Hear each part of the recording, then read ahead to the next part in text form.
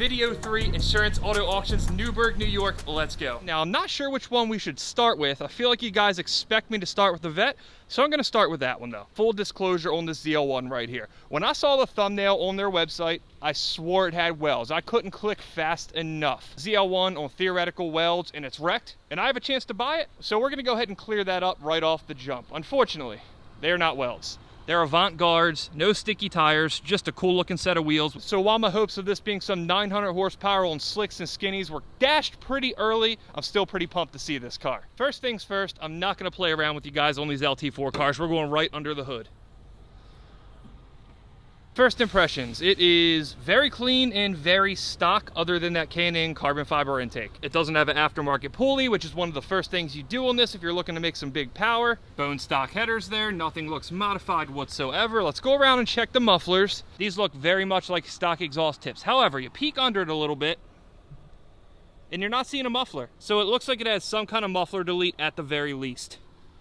As for the damage, it seems pretty isolated to one corner, which if you guys have been around a little bit now, you know that's what I like if you're looking to fix one of these. When I'm looking at these cars through a part out standpoint, I want them to be crushed. Crushed in a manner, however, that doesn't ruin a lot of expensive stuff. This car, while it may just be bad enough where we have a chance to buy the thing, I'm still leaning that somebody's gonna fix this car. As for what it needs here, bumper, obviously. Fender, very clearly. Front left suspension corner, you're gonna need every bit of that. You're gonna need all the coolers there, the front impact beam support thing.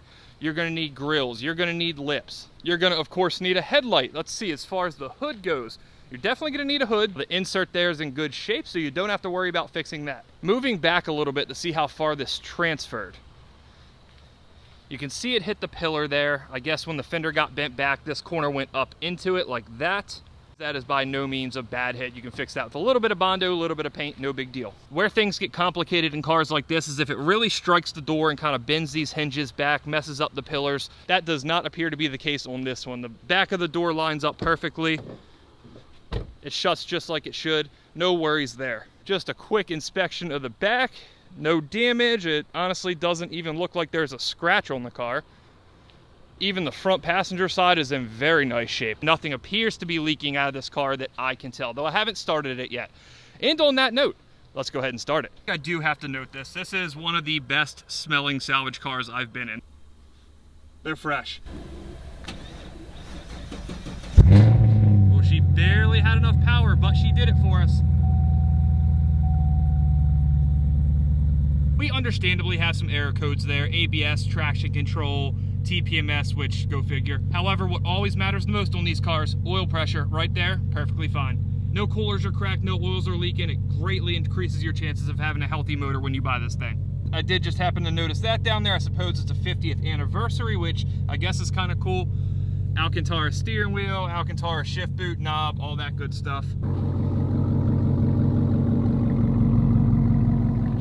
As a lot of you guys probably know, these are direct injected. They're not the quietest engines. However, this one, it's pretty damn quiet. Give her a little rev. Oh, never mind, stupid technology. I just wanted to head back inside and check the mileage, 13,202, and honestly, it shows it. Now, seeing the way that thing was hit when I first saw it, I thought we might have a shot. But the more I get into it, it's probably going to a fixer, and as most of you guys know, I have way too many projects as it is. So it's not going to be us. We spent enough time on that beautiful Camaro, over here to the even more beautiful C7 Z06. Right off the bat, Z07 carbon package. You can't miss those carbon ceramic brakes. Fortunately on this car, it does not have a wheel blown off of it. It's not missing anything. It didn't smash a curb. So every one of these rotors are good. The only damage to any wheel is right there. So if you're buying this thing to fix it or part it out, that has phenomenal value. This one is very clearly an undercarriage damaged car. The bulk of it right there. I'm gonna stick the camera under there the best I can. You guys might have a better view than I do at this point. It looks like that floor got whacked pretty good. That door right there needs worked. It is sealed shut, so we can't open the driver's door, though I do happen to know you can open the passenger door already. If you look at the body line right there, the door's sitting half an inch higher than that rear quarter panel, so that's never a great thing. Up here, the target top is not sealed. It's actually not latched whatsoever. You might be able to see it moving up and down. This right here, lip of the rear halo, this right here, lip of the target top. When you get a hit all the way down there on the bottom and it hits it hard enough to bend the top of the car, you're not looking at a great time fixing it. The fender here obviously is bowed out up top. Very tight gap, or negative gap I should say, on the bottom. Onto a little bit of good. The rear end's good, perfect for parts. This rocker panel over here, it was damaged, though definitely not as bad. The other one's completely missing. That one's fixable if you choose to go that route on this car. This fender, the gap is way less bad on, though it's definitely still off. It has a little bit of front damaged lip. Unfortunately, that's missing a chunk, so you probably need to replace that. There have been cars in our other videos that have some floor rocker damage that you genuinely can get away with, you know, a little bit of pulling it out, putting a rocker panel on it, and sending it down the road. This one, definitely not one of them. Even taking that into account, somebody's going to pay a ton of money for this car. If I had to guess off the top of my head, don't hold me to it, $42,000. It isn't all bad with this car. There's plenty of good as well. I wanted to check under the hood to make sure there's no damage, no missing coolers, nothing leaking. We're good on that front. Front and center, a 2.3 pulley. It does have a stock lower. I'm not sure if they're very popular to replace on the LT4s or not. Anyway, being that it has a stock balancer, it kind of looks like it hasn't been open. I'm going no cam on this thing, though we're definitely going to start it and see if it proves me wrong. One thing that's kind of weird, it has a weld on top of the supercharger right there. That very well may be something that happens in the process of porting these, where they take out a lot of material and it's better to weld that thing up. I haven't personally modified an LT4 before. I'm more of an LS9 guy, so let me know if that is the case. Moving over to the other side, we have a Dsx Tuning E85 Kit. If you look down there, you can also see the car has aftermarket headers. As is the case with every C7, it's very, very hard to see this passenger side header. However, I can see in person that it has American Racing headers. It's a great color combo, though it is the base seats. They're not comp seats. They're nothing super special, but red on white, always a winner in my book. As any true Corvette should, it has a manual. This is the 7-speed, which I have not personally driven. Unfortunately, when I got in and tried to start it, it didn't have a key, so I had to go up to the office. I don't do that for every car on the lot, but I definitely could not leave you guys hanging on this one because of the mods. 3, 2, 1.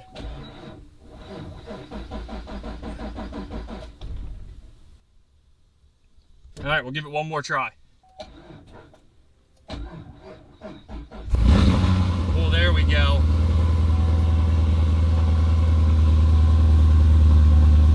I can't yet tell you if it's cammed. I can tell you it's very loud. I typically love to hop out, get a sound clip of the engine, get a sound clip of the exhaust. But on this one, I'm scared of my leg hitting it into this. I don't want to hop over this console while it's running. I don't want to risk putting it in the gear, damaging something. So unfortunately on this one, we're gonna go ahead and shut it off here. We do have our answer. It's definitely not cammed. We're definitely off to a good start here. 2 nice cars, 2 running cars, 2 healthy sounding cars. We spent almost an hour looking over these cars.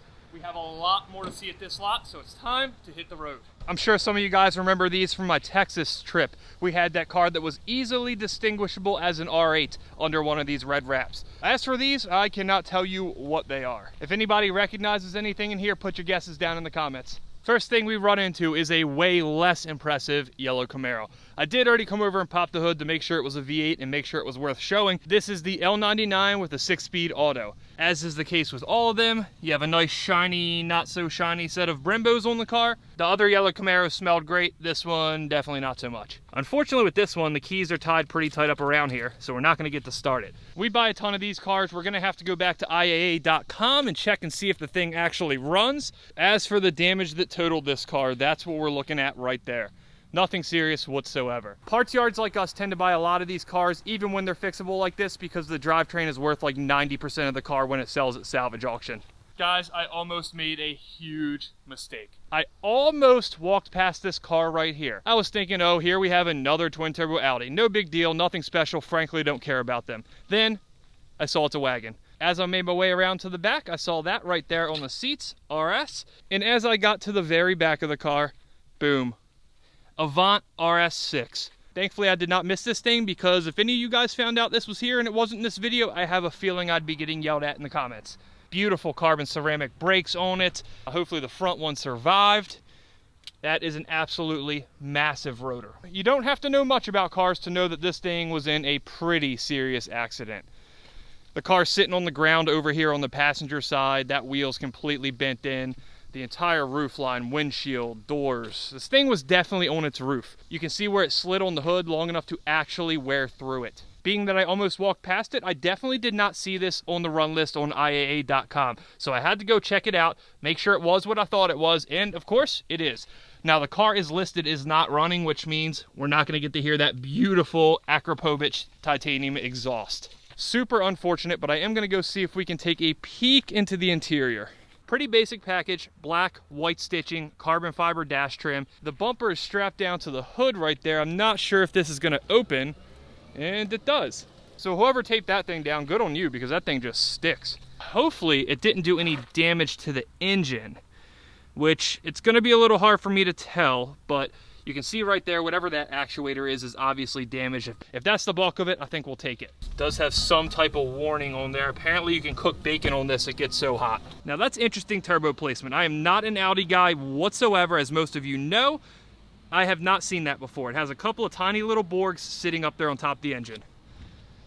I know people love these cars. I know they've been very popular lately. I have no clue what this thing's gonna sell for. I honestly have to go home and do some research on it. On the fixable scale from 1 to 10, this is absolutely a 1.5. The right person could fix this. Now, should you fix it? Absolutely not. So maybe that means we end up with this thing. Who knows? I'm gonna go do some research on it, and maybe it gets me excited enough to actually pull the trigger and spend some money on this thing. So I want you guys to give me a prediction on this. Give me a prediction of what it should sell for, and then give me a prediction of what it will sell for. These are cars that I typically pass over when I'm doing these walkthroughs. However, this one, I think I'm gonna take a walk around because it's a special one. Without looking, I believe they made these in 2017. This is a Series Yellow Brz. It comes with the Brembos. They're fairly rare on these cars. It has a beautiful yellow interior. We have parted a couple of these out back in the day, and they always did really well for us. They come with a black variant of the Performance Pack wheels, but other than that, there's not a whole lot differentiating them.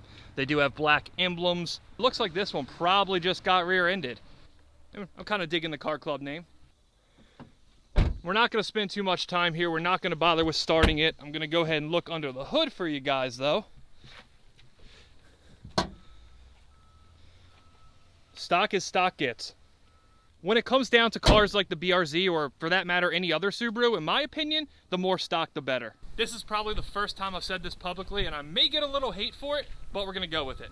I started leasing parts about a decade ago at this point, in my backyard. I was a big Subaru guy at the time, so naturally, I bought a ton of Subarus. Even back then, people neglected them, didn't really take care of them. They were generally beat. These days, it's 10 times worse. If I see a modified Subaru at auction, I just don't even buy it. And while I was giving you guys the official leasing parts trivia of the day, I happened to walk up on this thing. Based on the sticker up there that I cannot show you guys, it is a 2017 and it has 16,000 miles.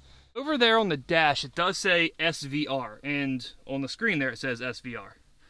I don't know what that means, but I am going to look it up because that sounds kind of special. Jaguar, you finally got me. We're finally going to have to actually pay attention to one of these cars in one of our videos. So it turns out SVR is actually a pretty phenomenal car. It's a supercharged 5-liter and it makes 575 horsepower. Not to mention in 2017 they made about 400 of these for the US market. As is the case with most European cars, I don't really know a whole lot of what I'm looking at there. I do know that that's a supercharger, but that's about all I can tell you. This is a very compact engine bay, and I mean very compact. You see that engine sitting there, and there is no room to work on it. I am by no means a convertible fan, but I have to give it up. This one looks okay. When you get to the back end, that's where we go from okay to really damn cool. You have the SVR badge there, specialty vehicle operations. You have that carbon wing, a nice aggressive rear diffuser. While I was doing a brief amount of research on this, one thing they noted is it sounds phenomenal. And you know, we have to test that. The interior is pretty cool, a nice diamond stitching. It feels really good. It's some nice leather there. I suppose I understand some of the appeal here. The switches, everything just seems nice, high quality. You have nice Alcantara on the dash up there, carbon fiber center console. The cockpit itself just overall looks pretty cool. None of that will mean a thing if it doesn't start. Let's see. Ooh.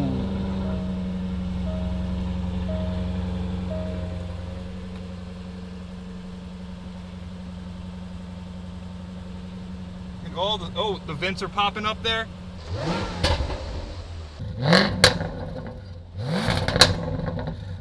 for as loud and good sounding as that exhaust is, the engine is equally quiet, and that's exactly what you want. I can't imagine what this car sounds like at red line, maybe through a tunnel. Very simple, straight front end collision. Good rear end, good sides. This is probably a pretty ideal way for this thing to be hit.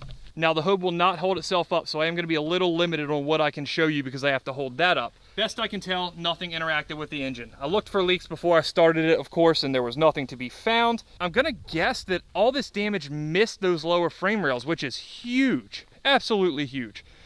If you can get away with just replacing an upper core support, maybe some forward frame rail sections up at the top, like this apron piece here, you're in really good shape on this car. Headlights need to be replaced, though this one here, just a little water in it. I don't think we're going to be able to make much use of that one. I would doubt that that's going to turn on, though maybe it's good for parts for somebody. Front bumper beam, anything else that you see up here. Let's see about this headlight. It's kind of sort of in place. A bunch of water didn't come out of this one, so maybe somebody can glue tabs on that, make tabs, and save themselves what I expect is a very expensive headlight from Jaguar. It looks like we do have some wiring harness damage there, which nothing seemed to not work. So it doesn't affect it running. It's probably just an accessory harness for the front bumper, maybe the headlights, the sides of the car, the top, everything else is good. You even get to save the hood vents there. You're gonna need to find yourself a hood, which let me know if these are the same as like the regular F-Type, because I have to imagine that that stuff makes it a little cheaper. Where this could really go south is if this bumper is exclusive to the SVR. If that's the case, then you may be in for a really expensive time, which may have contributed to why this thing was totaled in the first place. Once again, that car, not a clue in the world what it's going to go for. I saw some selling on eBay for between $60,000 and $90,000. I don't know, 40 grand maybe. From the Jag to the Civic. And of course, this is no regular Civic. We have a Civic Type R. Big old Brembos in the front. You have that big Rice Nasty wing in the back. It looks like this thing was on a temp tag, which, whew, sucks for whoever owned this. You have a little bit of rear quarter damage here, and by a little bit, I truly mean a little bit. It is slightly bent in right there. That is it. That's a super easy fix. It did rip the rear bumper off there, scuffed it down something. You're gonna need a tail light. As for the rest of the rear end, it's pretty nice. Obviously the front, not so nice. Bulk of the damage over here on the passenger side. That frame rail is all jacked up. The bumper beam, of course, is mangled aluminum, good for nothing more than scrap. This tire, it's gonna need to be replaced. Funny enough, the actual hood, though it's damaged directly under it, looks like it may have survived. Though, that's gonna need to be straightened. You can pull that out though, no problem. It did scuff it a little bit there, but little Bondo, once again, fix it right up. Looks like somebody really wanted their intake off this thing. It's not too uncommon when somebody wrecks a car and they've modified it, they'll yank the aftermarket parts off of it, leaving it, of course, without an intake. On a car like this, it doesn't matter so much. You just have to find an intake. On a car where the hood's ripped off of it and you have, say, an LS throttle body open, exposed, getting a ton of water in it, that's when it starts to become a kind of a bummer and really adversely affects the value on the salvage market. Now, looking a little closer at this damage, because somebody is 100% going to fix this thing, you have some subframe damage down there. The intercooler tube right there is broken. The intercooler itself is MIA completely. The frame rail there is not completely out of whack by any means, though it did take a whack, you stupid joke. The front upper apron section there kind of got ripped. That spot weld failed. It ripped it all down there. I believe there was another spot weld there. The fender is probably fixable, which you have bigger problems anyway, so I guess it's no big deal. That's not a sunshade, that is the passenger curtain airbag. If you look at that rear wheel back there, that thing is bowed out, so that definitely took a hit. Count on replacing some rear suspension components. Driver airbag busted up as well. You do have 2 key fobs, minor details. It does have these fantastic seats in it, which, funny enough, are not as valuable as you think they would be. When these first came out, I was thinking I cannot wait to buy one. Those seats are gonna pull so much money. You have the Nismo 370Z Recaros that pull like 5 grand. You have the Juke Recaros, which we have a couple sets of right now, that pull slightly less than that. I could not imagine these things being any less. Unfortunately, they are, and they're a lot less. On that note, the fixing market is still strong on these, so I think this is gonna be fixed regardless. It's still a very solid car. Not the one for us, so let's keep hunting. Honorable mention here, though, it doesn't have any keys, a nice little 15 plus WRX. Shout out for having the 05 to 07 STi BBSs on it. Nice little touch. Ooh.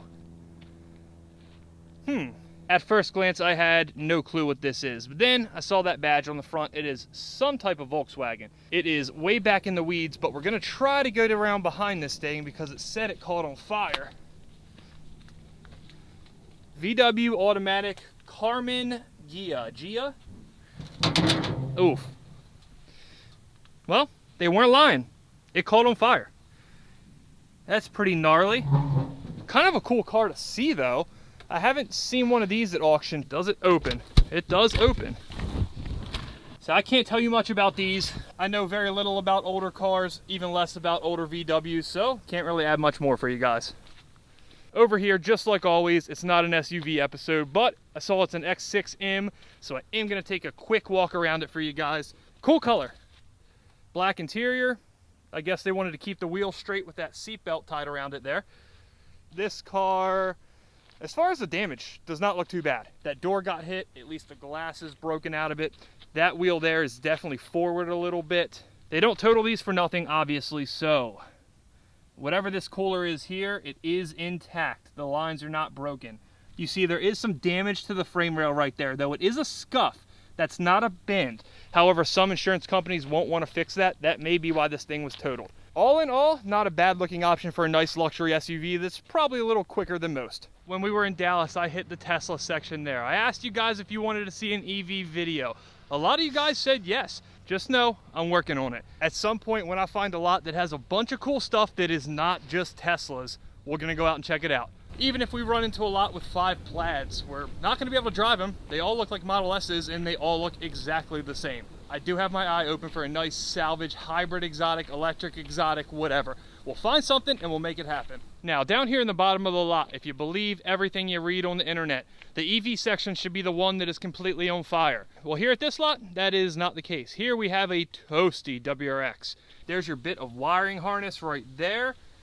The tumbler valve survived. It actually melted the timing cover there. The timing chain is still on, so there's that. I suppose it's time to move on from the WRX to the WRX killer. We just saw a pretty nice one, and here's the complete opposite. The engine is out of the car pretty much. It looks like this may have been a bad wreck and the engine kind of flew forward and maybe that's what ignited it.